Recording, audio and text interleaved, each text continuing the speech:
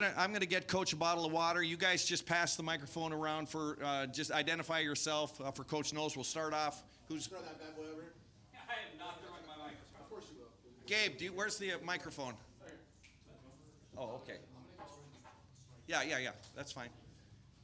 Okay, we'll open it up. Just go back and forth. Who's ever got it? Yep. Jim, we talked to you in the locker room after the Peach Bowl, and there was a sense of frustration or disappointment in your voice with the way that last season ended and the way that the defense, I think you said, almost let the offense down. To go out and have a performance like this, in this big of a spot, in this game, with your defense and win it with defense, what does that mean to you to see this group kind of start to come full circle? You know, you're happy for the players, and happy for our head coach and all the fans, and that they now have confidence, that they can win the game on defense. I don't look at stats, but I guess Penn State had a pretty good defense, So we talked to them before the game about, hey, you're not just playing Penn State's offense, you're playing Penn State's defense. If they make one play, we got to make two. If they make two, we got to make three.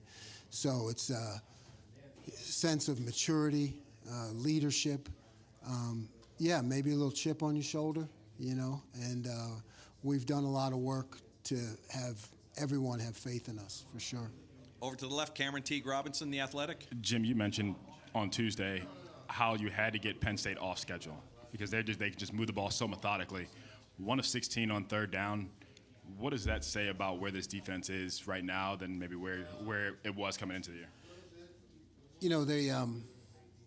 They know the scheme, and when I make adjustments during the week and the things you talked about, that we had to get the stops, we had to get them off schedule, and we make little adjustments in the scheme, they pick up on it, and that's a big deal because winning those downs in a game like that is huge, and that only comes with preparation and with guys who are knowledgeable about the scheme. Over here to the right, Dylan Davis, Delaware Gazette. Jermaine was thrust into a huge spot today. How do you think he played and handled that position? Yeah, like I said, the kid's got moxie, I don't think he knew how big a moment it was, and that's not a bad thing. He just went out and played, made some tackles, didn't flinch, at the moment of truth, and really, really proud of him. He's a good player. Nathan Barrett, Cleveland.com, over to the left. When we were all talking about how you had sort of backed off the blitzes a couple weeks ago, Ryan said something along the lines of, well, I know he's got more dialed up. And I was thinking of that when Jordan broke through and got that third down TFL. Kind of just talk about that play maybe and how it just fit into what you were trying to accomplish in this game. Yeah, that again, you go back to knowledge of the scheme, with a guy like Jordan who plays both positions. And, that was really a blitz based off of the formation. They started huddling a lot, not showing us the formation, where I can usually make the call based on the formation. They started huddling, and Jordan had to recognize the formation. He had to recognize the formation, see it, and go, so that really shows a lot of progress with the defense and whole. And Jordan is just, playing both positions and doing a great job. Over to the right, Jeremy Birmingham, the podcast, Rivals. Hey, Jim, last couple weeks have been up and down for the linebacker group. Today, Tommy leads the team in tackles, Steele right there, Cody plays a big role.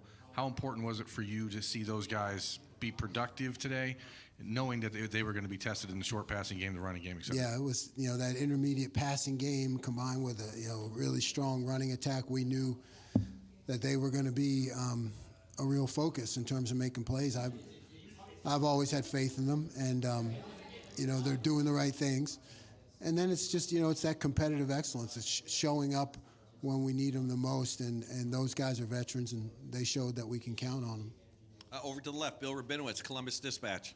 Jim, Ryan talked about how he could just watch the demeanor of the defensive players, and they looked so confident and just so excited to be out there. Do you get that sense? And what's it like for you to kind of, from where you are, to call the plays knowing that the defense feels the way that they do? Yeah, confidence and momentum. It's such a huge attitude about playing defense. Probably where I'm most proud of them is we got the stop in their end, and then we turned it over on the punt return. and we came right back out and stopped them again.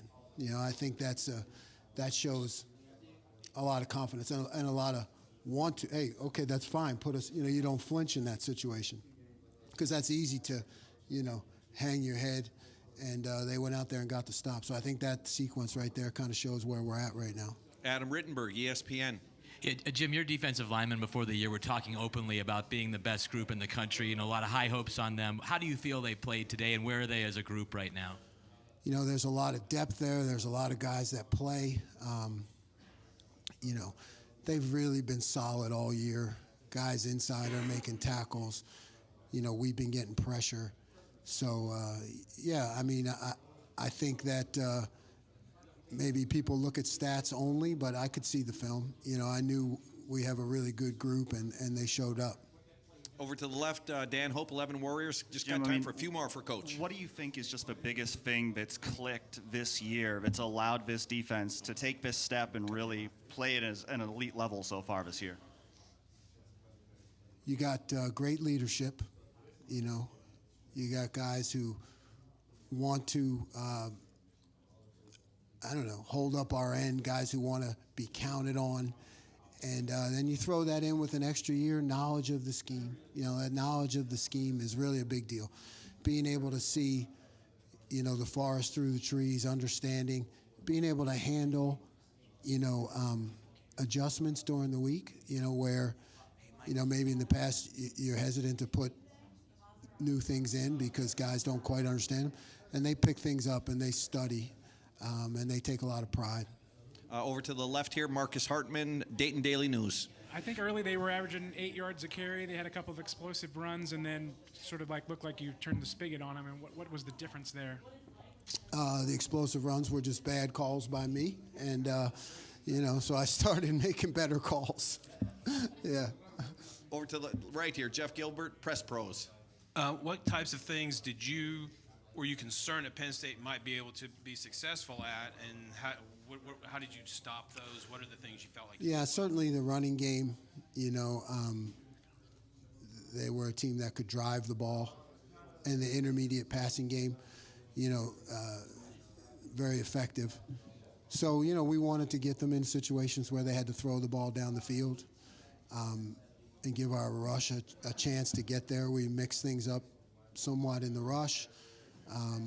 We did the right things early in the series, you know, to get them in situations where we could force them to try to throw the ball down the field.